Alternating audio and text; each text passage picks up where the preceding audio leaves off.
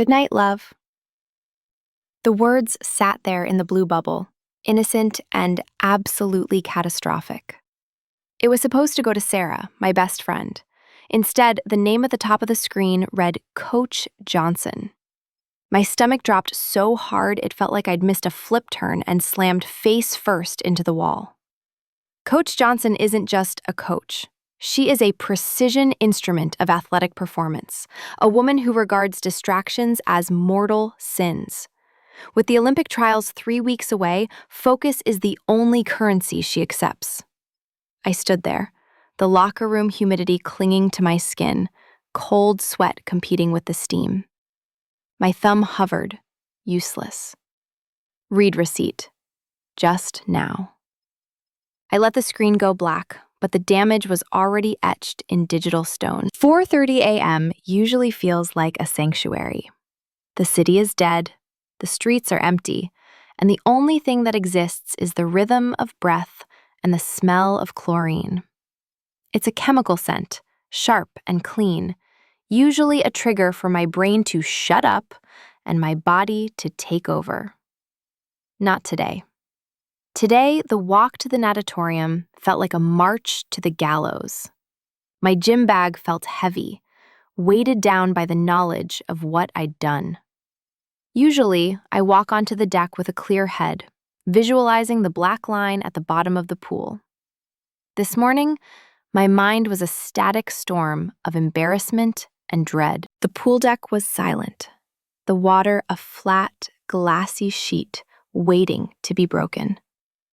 And there she was, Coach Johnson.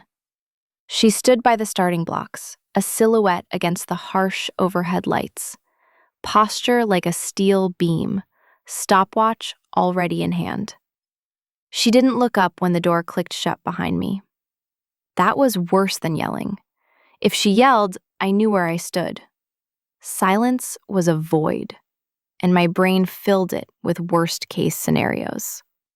I dropped my bag on the bench, the sound echoing too loudly in the cavernous space. I stripped off my sweats, feeling exposed in a way that had nothing to do with the swimsuit. Warm up. 400 free, easy pace, she said. Her voice was the same as always. Low, calm, cutting through the air without effort.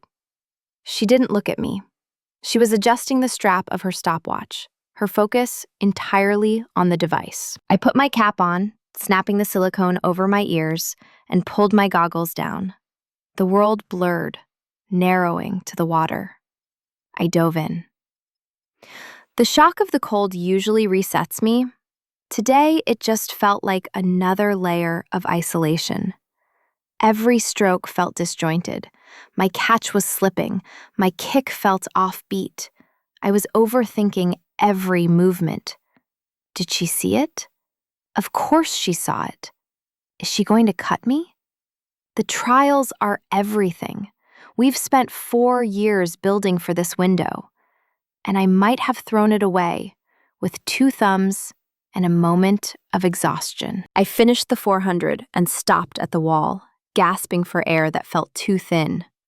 I stayed underwater for a second longer than necessary, watching the bubbles rise, wishing I could dissolve with them.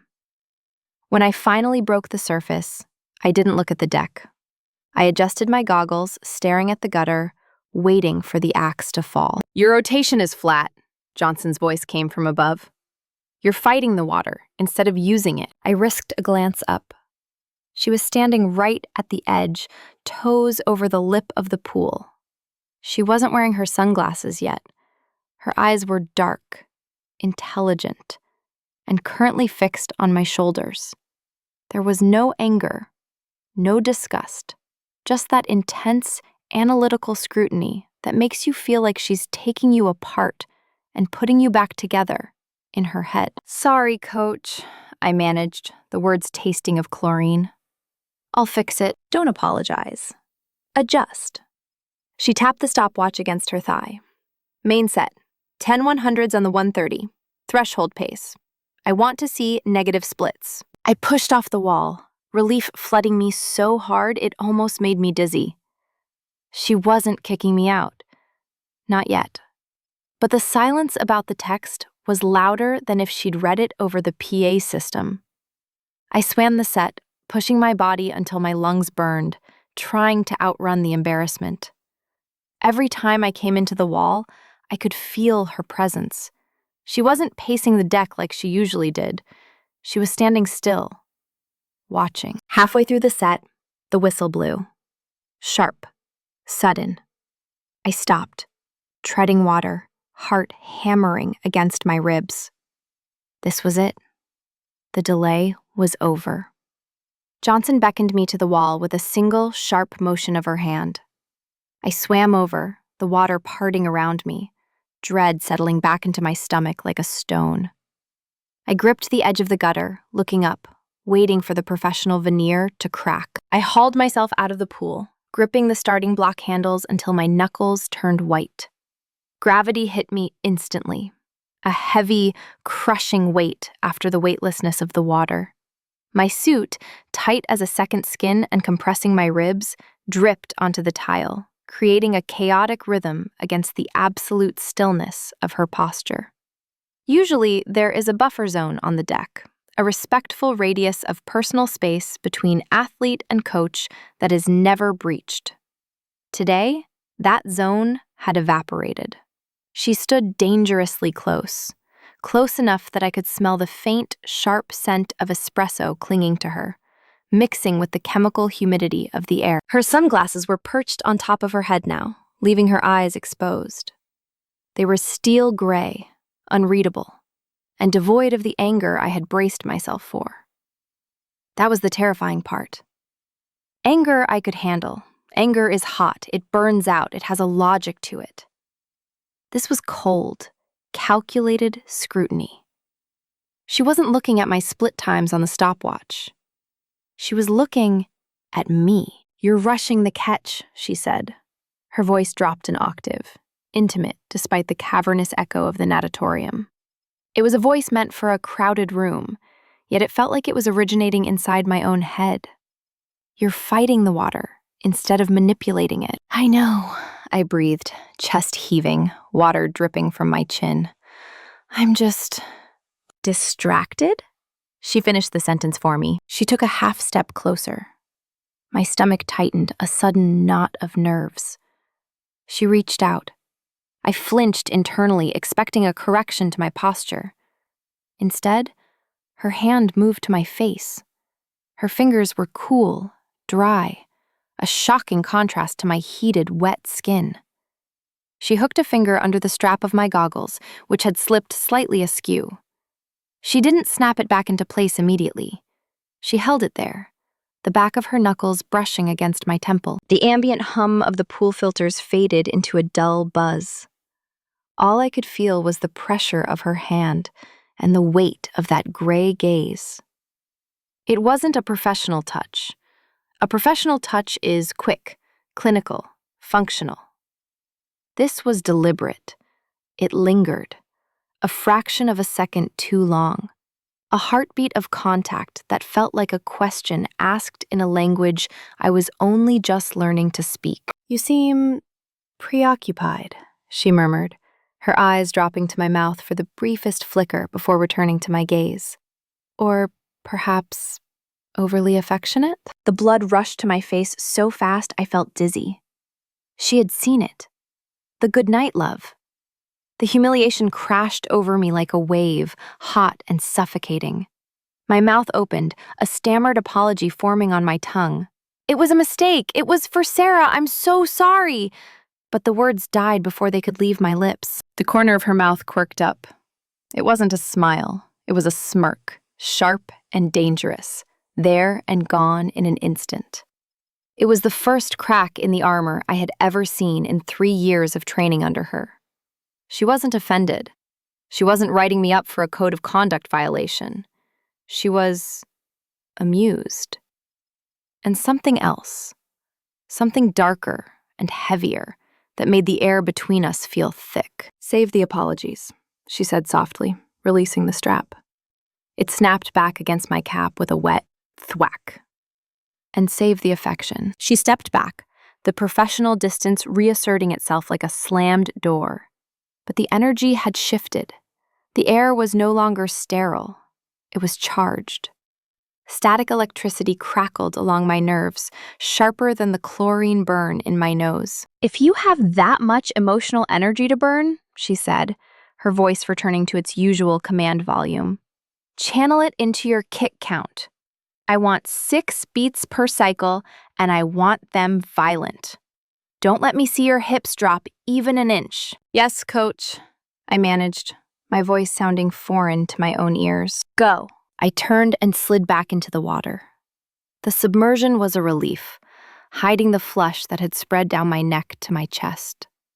I pushed off the wall, streamlining underwater, kicking hard just to burn off the adrenaline spiking in my veins. As I broke the surface and settled into the rhythm of the stroke, my mind wasn't on the black line. It was on the ghost of her touch on my temple. She hadn't reprimanded me. She hadn't told me to focus. She had acknowledged the text, acknowledged the word love, and she hadn't rejected it. She had played with it. The realization hit me mid-stroke, nearly throwing off my cadence. She wasn't angry. She was intrigued. The dynamic of the pool deck, the rigid hierarchy of commander and soldier, had just twisted into something else entirely. The fear of being cut was gone, replaced by a new, far more dangerous anxiety. The water felt different now, thicker, heavier, like I was swimming through oil. Every stroke felt like I was pulling myself towards something inevitable. She had opened a door I didn't even know was there, and instead of closing it, she had left it ajar, daring me to walk through. I wasn't just a swimmer to her anymore. I was a variable she was suddenly interested in solving. And God help me, I wanted to be solved. 3 days of silence followed the incident on the deck. Not the empty, hollow silence of being ignored, but a heavy, pressurized silence, like the air in the moments before a thunderstorm breaks. We communicated in split times and stroke counts, in the shorthand of elite athletics where a nod means good and a flat stare means do it again. But the text hung between us, a ghost in the machine. I felt it every time she looked at me, a secret frequency humming beneath the noise of the pool filters. Thursday was a technical day. No clock, no intervals, just the relentless pursuit of hydrodynamics. We were working on body line efficiency, trying to shave hundredths of a second off my drag coefficient. The pool was empty, save for us, the water perfectly still until I sliced through it. I was floating near the wall, one hand gripping the gutter, trying to isolate the rotation of my thoracic spine without engaging my hips. It's a subtle movement, almost invisible from the surface, but critical for maintaining momentum. "Stop!" Johnson's voice cut through the humidity. "You're still dropping your left shoulder on the recovery. You're opening a parachute every time you breathe." I pulled up, wiping water from my eyes. I feel like I'm flat. Feeling and reality are 2 different things. She crouched down at the edge of the pool. Usually she would use a PVC pipe to tap my shoulder, a sterile extension of her will. Today, she set the pipe down. "Come here." Closer. I drifted to the wall. She reached out, her hands entering the space I had been trained to think of as mine. She placed one hand on my left shoulder and the other on my right hip. The contact was electric. Her palms were warm, dry, and calloused, the hands of someone who understood leverage and force. Through the thin, wet lycra of my suit, her grip felt searing. "You're disconnecting here," she said, her voice dropping to that low, resonant register that seemed to vibrate through the water. She pressed down on my shoulder while pulling up on my hip, physically twisting me into alignment. It wasn't a gentle correction. It was firm, commanding. She was molding me like clay, her fingers digging into the muscle to enforce the memory of the position. Feel that? That is the line. You are breaking it every 3 strokes. I couldn't speak. I could barely breathe. The sensation of her hands on my body was overwhelming the technical feedback. I was hyper aware of the contrast, the cold water, my wet skin, her radiating heat. Her grip was professional, absolutely clinical in its placement. Yet there was a weight to it, a possessiveness that made my mind reel. She wasn't just correcting a swimmer. She was handling something she owned. "Stay there," she ordered, holding me in the twisted position. "Memorize this tension." She leaned in closer. Her face was inches from mine, close enough that I could see the flecks of gold in her gray eyes, close enough to count the eyelashes framing them. The scent of her, coffee, expensive moisturizer, and something distinctly her filled my nose, overpowering the chlorine. "Your heart rate is climbing," she observed softly. She wasn't looking at the vein pulsing in my neck, but she didn't have to. She could feel the rhythm of it through the contact points on my torso. "We're not doing cardio. You shouldn't be above 110. "I'm focusing," I lied, the word breathless and weak. "Are you?" She didn't pull back. Instead, her thumb brushed the crest of my hip bone, a microscopic movement that felt like a seismic shift. "Or are you thinking about something else?" The question hung there, suspended in the damp air. She knew. She absolutely knew that my pulse had nothing to do with exertion and everything to do with the fact that her face was close enough to kiss and her hands were mapping my body. "I'm trying to get the line right," I managed to say, my voice steady only by sheer force of will. She held my gaze for a second longer, unflinching, stripping away the excuse. Then, slowly, she released me. The loss of contact was a physical coldness.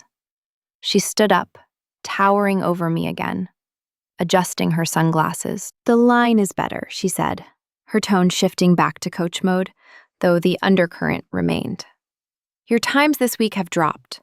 Whatever is driving this new intensity, whatever new motivations you've found, keep using them.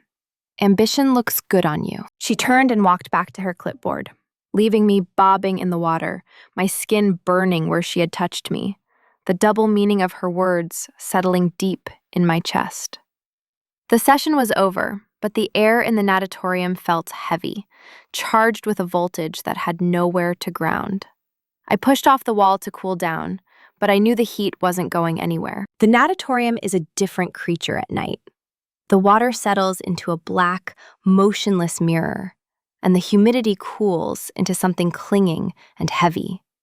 But Coach Johnson's office, perched high above the deck like a watchtower, was a separate world entirely. It was small, sterile, and smelled of stale coffee and ozone.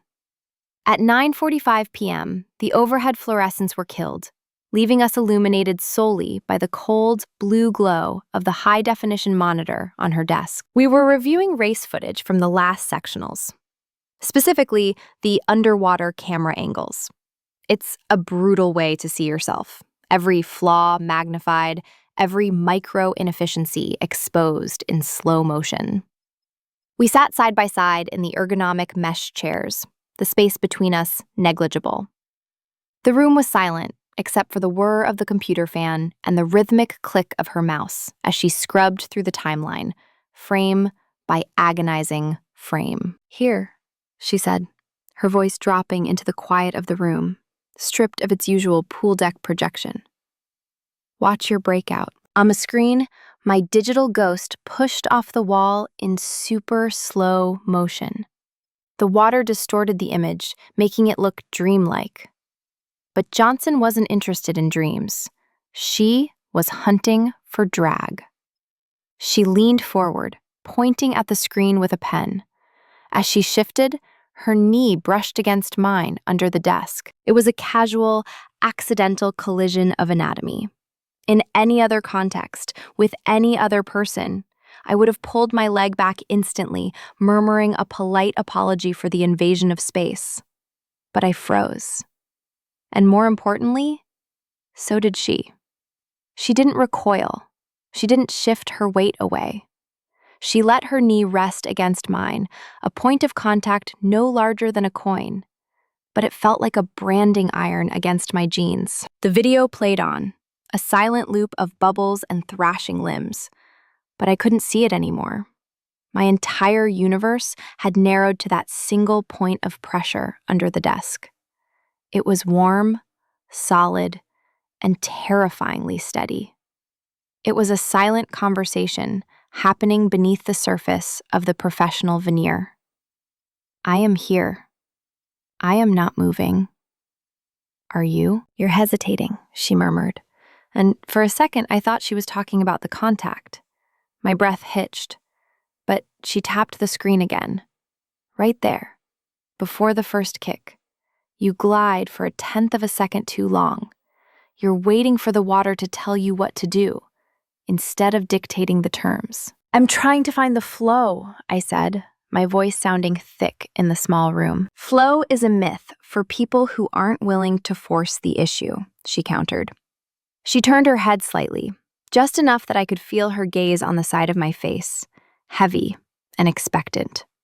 You have a hesitation in you, a fear of fully committing to the aggressive line. I see it in the pool. I see it elsewhere. The double meaning hung in the air, suspended in the blue light. The contact at our knees intensified. Or maybe I was just leaning into it now, unable to help myself. The barrier between coach and athlete, which had felt like a fortress wall 3 weeks ago, now felt like a sheet of paper, translucent and fragile. I push you because I see the capacity for dominance, she said, her voice dropping lower, vibrating with a quiet intensity that made the hair on my arms stand up. I don't waste my time on athletes who just want to be good. I invest in the ones who can be lethal. But you have to want it. You have to be willing to take what you want, without apologizing for the ambition. She paused the video.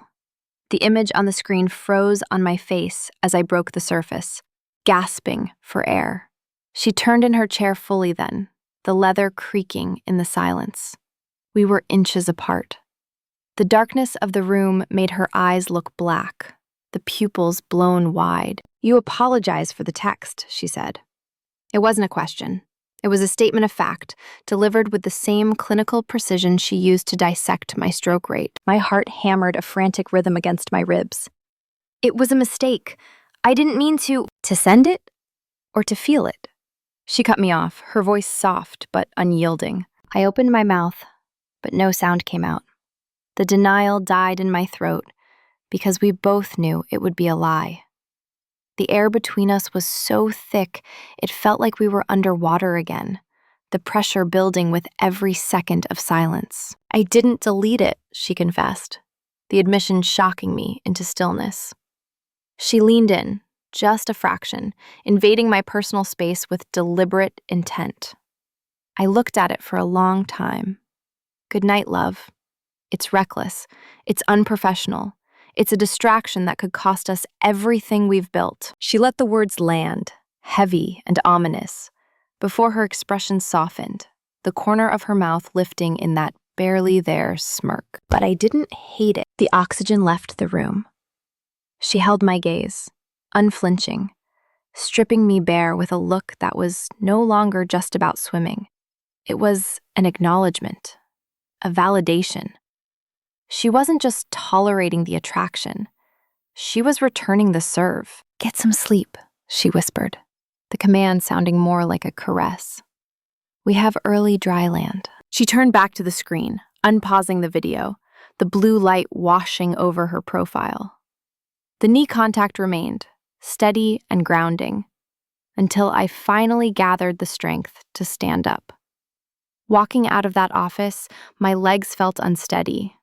Not from exhaustion, but from the terrifying, exhilarating realization that the game had changed. We weren't just training for a race anymore. We were circling each other, and the water was getting deep. The road to the championship city was measured in highway markers and the low, rhythmic hum of the team bus. while the freshmen and sophomores in the back rows were vibrating with nervous energy, laughing too loud and sharing snacks. The front of the bus was a different country. This was where the veterans sat, headphones on, eyes closed, visualizing the race.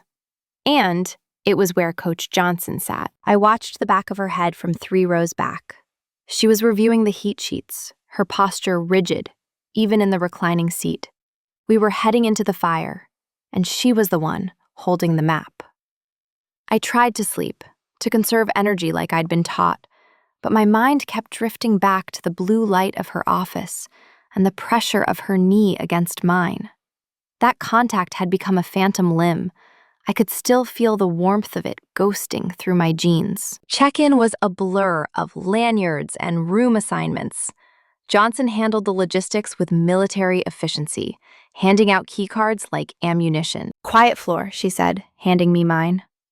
Her fingers didn't brush mine this time, but her eyes held a significant weight. "7th floor. No roommates. I need you isolated and decomposing. No distractions." The quiet floor was reserved for the coaching staff and the top seeds. It was supposed to be a privilege, a sanctuary from the chaos of the team block. But as the elevator doors slid shut, isolating me from the noise of the lobby, it felt more like being placed in a pressure chamber. My room was 712. Hers, I noted as she walked ahead of me, the wheels of her suitcase whispering on the carpet, was 714.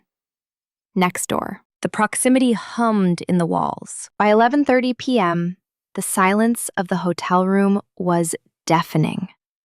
The air conditioning rattled with a dry, mechanical cough. I was supposed to be asleep.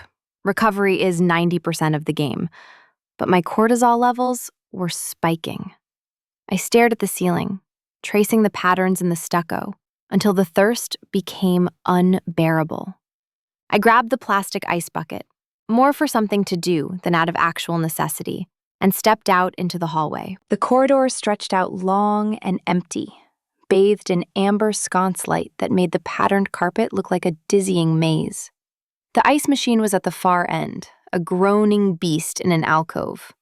I filled the bucket, the crash of the cube sounding like gunshots in the quiet, and turned to head back. That's when the door to 714 opened. Johnson stepped out. She stopped when she saw me, her hand still on the handle. For a moment, my brain couldn't process the image. I had only ever seen her in 2 modes: the deck uniform, polo, whistle, stopwatch, or the professional business casual of travel days. She was wearing sweatpants. Not the team-issued gear, but soft gray cotton that hung low on her hips. And a t-shirt. A faded, vintage band t-shirt that had clearly seen better days, the fabric thin and clinging to her torso. Her hair was down, stripped of the severe ponytail, falling around her shoulders in loose, dark waves. She looked softer, younger, less like a monument to discipline, and more like a woman who couldn't sleep. She wasn't wearing her glasses. Her face looked naked, exposed, and devastatingly human. "Ice," she said, her voice rough with fatigue. It wasn't a question, just an observation of the bucket in my hand. "Nerves," I confessed, clutching the plastic bucket to my chest like a shield. "I can't shut my brain off." She stepped fully into the hallway, the door clicking shut behind her. The sound was final. We were alone in the amber light. She walked toward me, closing the distance until she was standing just outside of my personal space. She smelled different here. No chlorine, no espresso, just soap and clean cotton and warm skin. "The taper madness," she murmured. "Your body is fully rested and ready to explode, and your mind doesn't know what to do with the surplus energy." "I feel like I'm going to jump out of my skin," I whispered. She studied my face, her gaze traveling from my eyes to the tension in my jaw. Slowly, deliberately, she reached out. This wasn't the technical correction of the pool deck. She placed her hand on my upper arm, her thumb finding the tricep muscle. She squeezed gently, testing the tone. "You're tight," she said quietly. Her thumb traced the line of the muscle, a slow, rhythmic stroke that sent a shiver straight down my spine. "You're carrying the weight of the gold medal, right here." The hallway seemed to shrink. There was no team, no championship, no rules, just the heat of her hand on my arm and the way her eyes were searching mine. It was a touch that blurred every line we had. It was comforting, yes, but beneath the comfort was a current of electricity that terrified me. "Coach," I breathed, the word hanging between us. "Johnson," she corrected, her voice barely audible. "We're off the clock." Her thumb brushed the sensitive skin of my inner arm, and for a terrifying second, I thought she was going to pull me in. I wanted her to. The urge to drop the ice bucket and step into the circle of her arms was a physical ache, a magnetic pull stronger than gravity. I could see the pulse jumping in her throat. She was feeling it too. The restraint was a tangible thing, a wire pulled taut between us, vibrating at a frequency only we could hear. Then, the elevator chimed at the end of the hall. The spell shattered.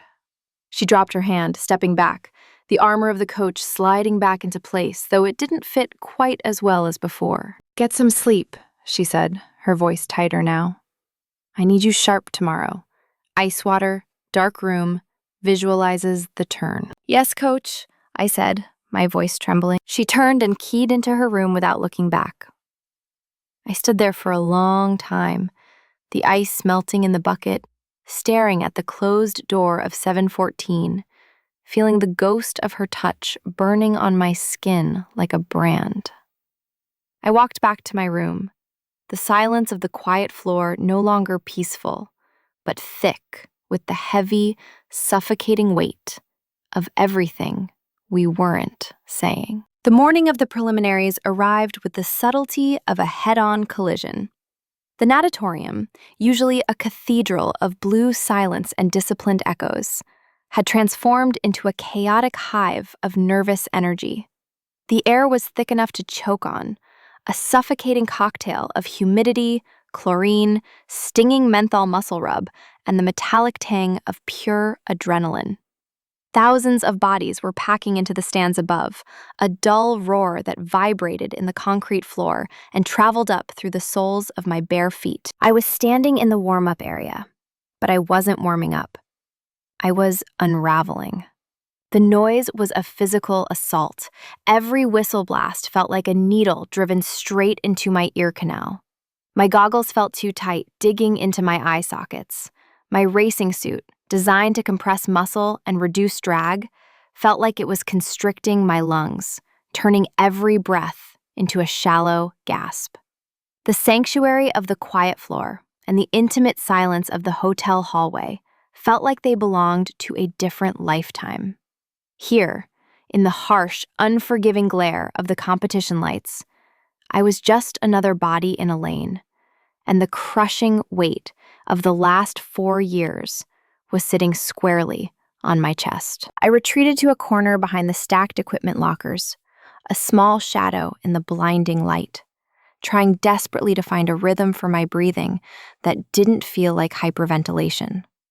I closed my eyes, trying to visualize the race, the breakout, the glide, the turn. But all I could see was failure. I saw the false start. I saw the missed wall. I saw the disappointment etched on Johnson's face. The panic was a cold, dark water rising in my throat, threatening to drown me before I even touched the pool. Breathe. The command didn't come from inside my head. It came from right in front of me. I snapped my eyes open to find Johnson standing there. She had found me. Of course she had found me. She steered through the chaos of the deck like a shark moving through a school of frantic fish, unbothered, lethal, and focused entirely on her target. She didn't ask what was wrong. She didn't offer empty platitudes about doing my best. She stepped into my space, her body creating a physical barrier between me and the screaming crowd, blocking out the chaos. And then, She broke the final unwritten rule of the public deck. She reached out with both hands and cupped my face. The world stopped. The roar of the crowd was severed, cut off as if she had physically sliced the audio cable. Her palms were cool and firm against my flushed cheeks, her fingers threading slightly into the wet hair at my temples. It was a grounding wire. The static in my brain cleared instantly, replaced by the overwhelming, grounding reality of her touch. She forced my head up, locking her gaze with mine. Her sunglasses were gone again. Her eyes were fierce, demanding, and incredibly steady. "Look at me," she ordered, her voice low, vibrating through her hands into my skull. "Nowhere else. The crowd doesn't exist. The other swimmers don't exist. It is just the water. And me." I nodded, unable to speak, my hands trembling where they hung uselessly at my sides. She didn't let go. She held my face, her thumbs brushing the high points of my cheekbones, applying just enough pressure to anchor me to the earth. It was intimate, shockingly so, but it was also a transfer of power. She was pouring her confidence, her steel, directly into me. "You have done the work," she said, her eyes searching mine, seeing everything: the fear, the desire, the text message, the hallway, the knee under the desk. "You are ready to kill this. Do you understand?" "Yes," I whispered. The panic was gone, burned away by the heat of her proximity. She held me for 1 second longer. A second that felt like an hour. A second where the professional boundary dissolved completely into something raw and possessive. And then she released me.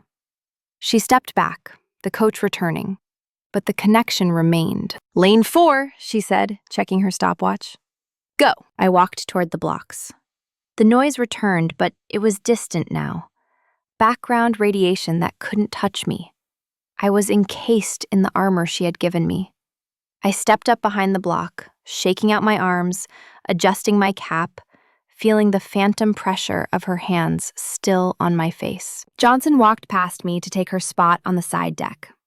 As she passed, she didn't stop, didn't look at me, but she leaned in, just enough, for her voice to cut through the din. A secret delivered straight to my spine. "Show me what you've got, love." The word hit me like a starter pistol. Love. She had said it. She had taken my mistake, my embarrassment, and turned it into a weapon. The adrenaline didn't spike with fear this time. It spiked with something much more volatile. Focus. Razor-sharp, diamond-hard focus. It wasn't a taunt. It was permission. It was a promise. I wasn't just swimming for gold anymore. I was swimming for her. "Take your marks." The command echoed through the loudspeaker, stripping the world of everything but potential energy. I curled my toes over the grit of the starting block, my hips high, my center of gravity poised on a razor's edge. The stadium vanished. The crowd, the lights, the pressure, it all dissolved into a singular, vibrating point of focus. There was no fear left. Fear is for people who don't know if they belong here. I knew. She had told me. The electronic beep cracked the air like a whip. My body moved before my brain could authorize the command. A kinetic explosion off the block. A release of tension that had been coiling for weeks. The flight was brief. A suspended moment of weightlessness where I was neither on land nor in water. Just a projectile cutting through the air. Then, the entry. I hit the water, and the chaos of the surface world was instantly extinguished, replaced by the rush of blue silence. I streamlined, locking my arms behind my ears, body a rigid spear. "Don't rush the breakout." I could hear her voice in the silence of the glide. "Let the water carry you." I counted the dolphin kicks. 1, 2, 3. Powerful, undulating snaps of the hips that drove me forward without disturbing the surface tension. The water didn't feel cold today. It felt electric, a medium that was conducting the energy she had poured into me right into the lane. I broke the surface, and the rhythm took over. The roar of the crowd returned, but it was muffled, a distant static that couldn't penetrate the bubble of my focus. My arms churned, catching the water with a precision that felt terrifyingly easy. This was the flow state athletes chase for entire careers, and maybe catch once. It's the moment where the mechanics of the body align perfectly with the physics of the water. There was no drag, no resistance. I wasn't fighting the element. I was moving through it like I was part of it. "Show me what you've got, love." The words replayed in my head on a loop, syncing with the cadence of my stroke. Right hand, left hand. Kick, breathe. Every time I turned my head to breathe, I saw the blur of the lane line. But in my mind, I saw her eyes. The gray, unyielding gaze that had stripped me bare in the hallway. I wasn't swimming for a medal. I wasn't swimming for the flag on my cap.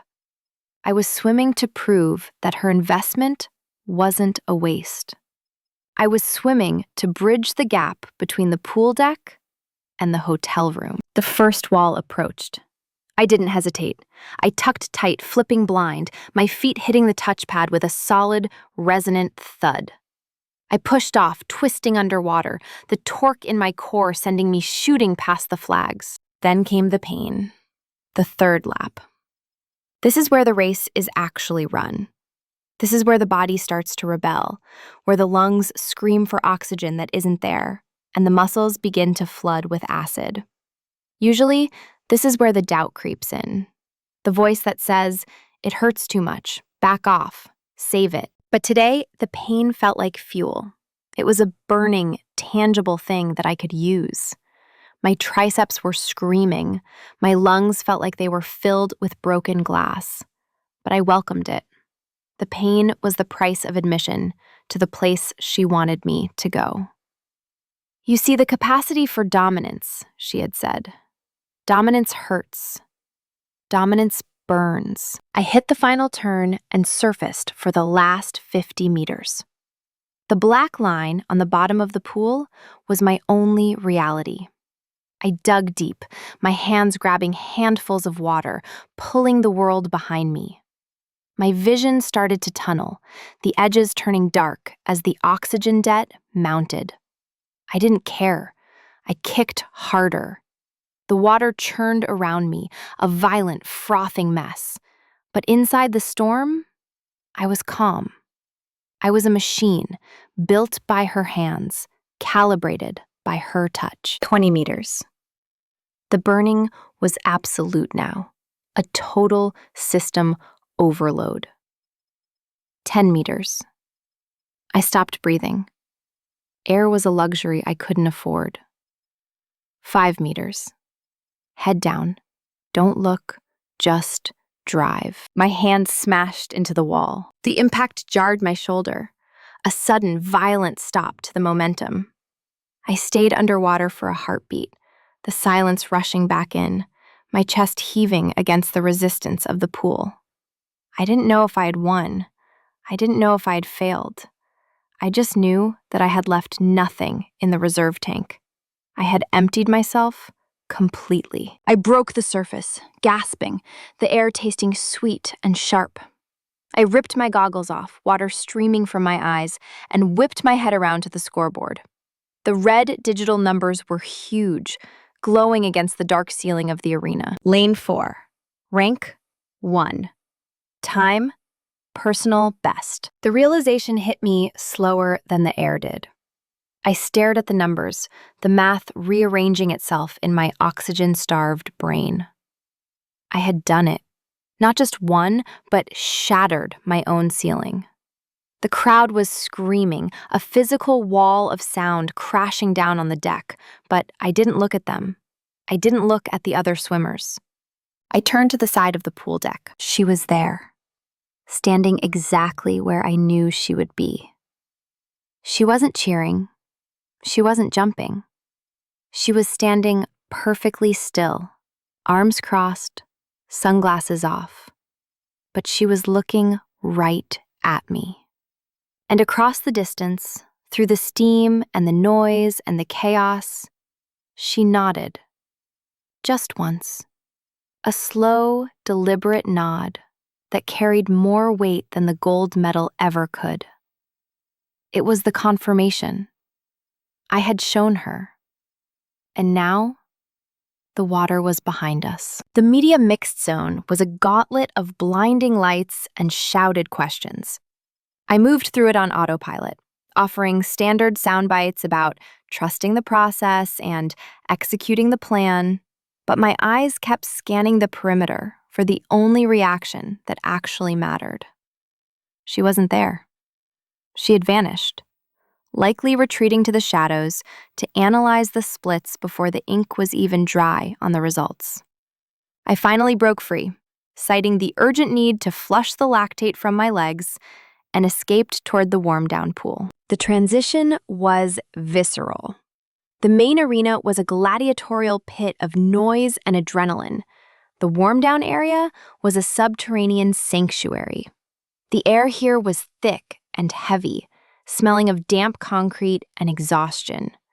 The roar of the crowd was reduced to a dull, rhythmic thrumming in the ceiling beams, like a distant heartbeat. I slid into the water, the temperature warmer than the competition pool, wrapping around me like a soup of recovery.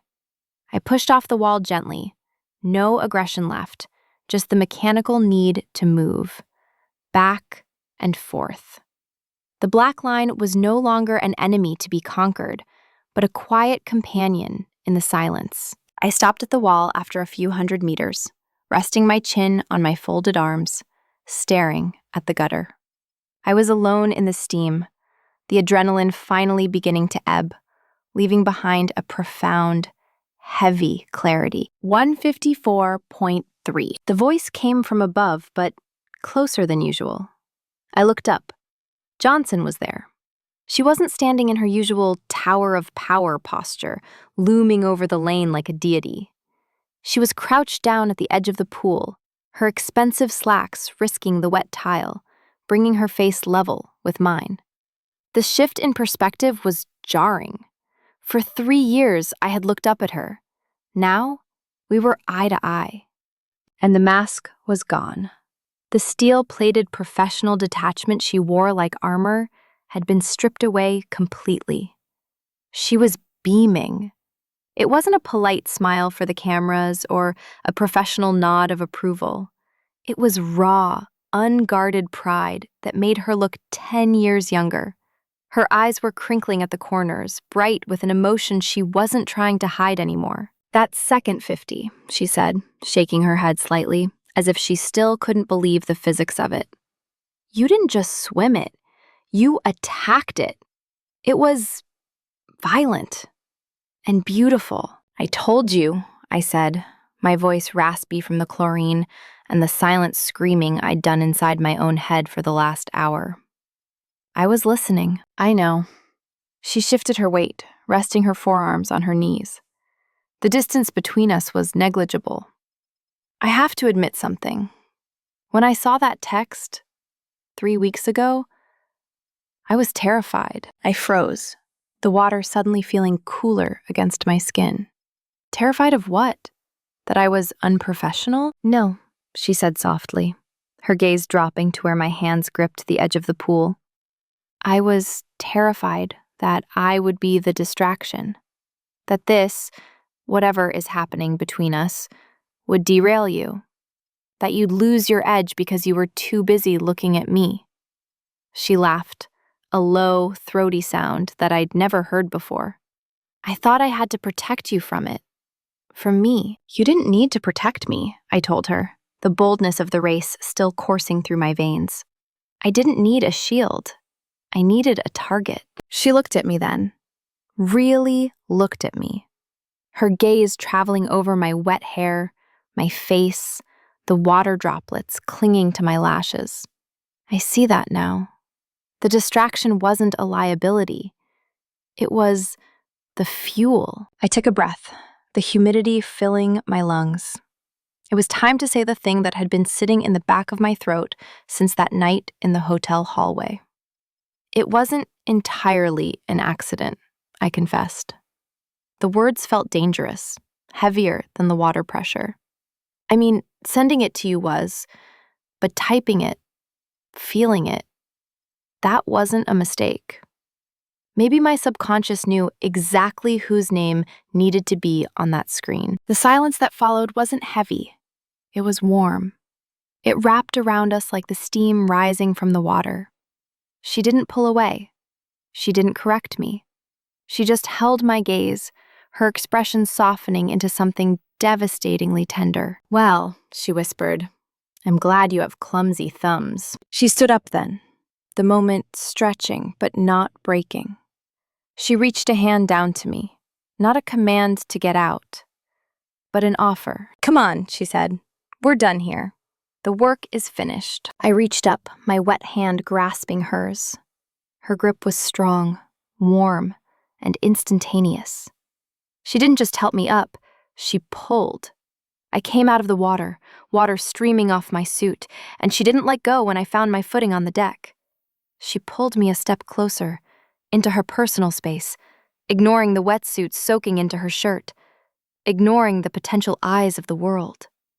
For a second, we just stood there, dripping and triumphant, the connection between our hands, the only thing anchoring me to the ground. The walk from the warm-down pool to the locker rooms felt like moving through deep water, heavy, slow, and inevitable.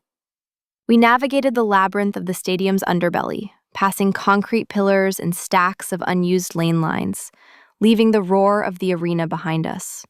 It faded into a dull, rhythmic thrumming in the distance, like a heartbeat that didn't belong to us anymore. My legs were heavy, the lactic acid finally settling in, but the exhaustion was a distant second to the electric current running through the air between us. She didn't lead the way. She walked beside me, her shoulder brushing mine with a frequency that felt deliberate. We bypassed the athlete locker rooms, teeming with noise and steam, and slipped into a service corridor that ended in a heavy steel door, the staff changing area. She keyed us in, the electronic beep the only sound in the hallway, and the door clicked shut behind us, sealing out the world. The silence was absolute, amplified by the low hum of the ventilation system. I leaned back against a row of gray lockers, the cold metal biting through the thin fabric of my warm-up jacket, grounding me in the physical reality of the moment. Johnson stood in front of me. She didn't retreat to a safe distance. She stayed right there, invading the personal space that had been sacrosanct for 3 years. She looked at me, really looked at me, stripping away the athlete, the times, the splits, until it was just me. "The season is over," she said quietly. The words hung in the air, heavy with implication. "The contract for this Olympic cycle ended the moment your hand touched that wall. The hierarchy, it resets." "Does that mean the rules have changed?" I asked, my voice barely a whisper. My heart was hammering against my ribs, harder than it had during the final 50 meters. "The rules were there to keep you focused," she murmured, stepping closer. She was close enough now that I could smell the chlorine on her skin, mixed with that signature scent of espresso and rain. "To keep you hungry. To ensure that nothing, absolutely nothing, got in the way of that gold medal." She paused, her gaze dropping to my mouth before snapping back to my eyes. "But I think we've established that you don't need deprivation to perform. You need intensity." She reached out, her hand finding the side of my neck. Her thumb traced the line of my pulse, feeling the frantic rhythm beneath the skin. It wasn't the clinical touch of a coach checking recovery metrics. It was a claim. It was possessive, warm, and terrifyingly real. "I'm not hungry for medals right now," I admitted, the truth of it spilling out.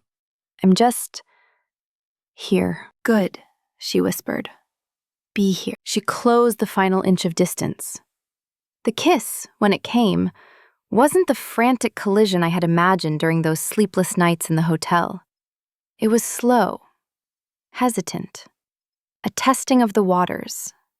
It tasted of chlorine and relief, a sultry confirmation of every stolen glance, every double-meaning correction, every moment of tension that had coiled tight in my chest for weeks. It was the physical manifestation of the text message I hadn't meant to send.